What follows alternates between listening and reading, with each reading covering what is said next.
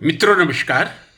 एक बहुत छोटा सा वीडियो, कोई उपदेश देने के लिए नहीं, कोई ज्ञान देने के लिए नहीं, कोई प्रेरणा देने के लिए नहीं, एक अपने मन की अनुभूति को साझा करने के लिए आप लोगों के समक्ष सविनय प्रस्तुत कर रहा हूं। 15 अगस्त 1947 जब भारत आज़ाद हुआ था, इस आज़ादी के लिए ना जाने कितने लोगों ने कुर्बानियां दी थी, हम कल्पना भी नहीं कर सकते। जब सबसे पहले 1857 की क्रांति विफल हुई थी, अनेक शहीदों ने इस धरती के नाम अपनी जान न्यौछावर कर दी थी।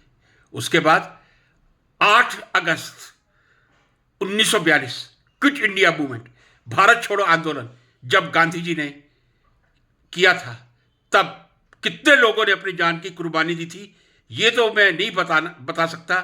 हाँ, लेकिन एक मुझे एग्जाम्पल हमेशा याद रहता है और रहेगा। वो थी उड़ीसा की एक बहुत छोटी बच्ची जिसका नाम था कनक बाला बरुआ, जिसकी उम्र मात्र 17 वर्ष थी। 17 वर्ष की उम्र में कनक बाला बरुआ ने, जो उड़ीसा में पैदा हुई थी, क्विट इंडिया मूवमेंट, भारत छोड़ो आंदोलन के लिए 18 अगस्त 1942 को अपनी जान दे दी थी। आप लोगों से चंद्रशेखर का नाम छुपा हुआ नहीं है, आप लोगों से भगत सिंह, राजगुरु, सुखदेव जी का नाम छुपा हुआ नहीं है, जिन्होंने मात्र 22 साल की उम्र में फांसी के फंदे को चूम लिया था अपने देश के खातिर। इतनी बलिदान की गाथाएं हैं, यदि उनको लिखा जाए तो मैं समझता हूं पेपर की कमी पड़ जाएगी। बस एक मेरे मन की पीड़ा है, क्या इस आजादी को 15 अगस्त को या 26 जनवरी को राष्ट्रीय उत्सव कहलाते हैं, नेशनल फेस्टिवल कहलाते हैं? क्या हम पूर्ण उल्लास, तमन्ना, आंतरिक मन से, खुशी से, उल्लास से इसको सेलिब्रेट नहीं कर सकते? जब दिवाली आती है, हम घर घर रोशन करते हैं, अपने घरों को सजाते हैं, एक ऐसी सज्जा करते हैं जैसे समूचा भारत जगमगा उठता है, और होना भी चाहिए। यह भी वो समय है जब जो राष्ट्रीय नेशनल बिल्डिंग्स हैं वहां तो लाइटें जगमगाती हैं, लेकिन घरों पे लगभग लाइटें नहीं जगमगाती।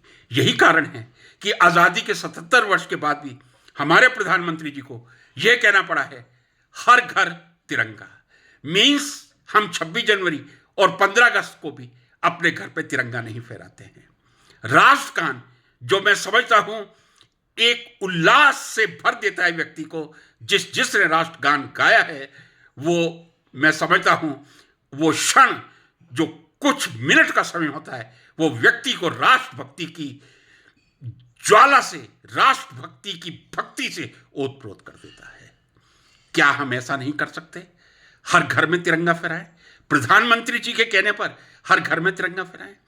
क्या हम अपनी सोसाइटी में, जहां हम रह रहे हैं, जहां हम कई उत्सव मनाते हैं, होली मनाते हैं, दिवाली मनाते हैं, अनेक उत्सव मनाते हैं, क्या वहां हम मिलकर एक तिरंगा नहीं फहरा सकते?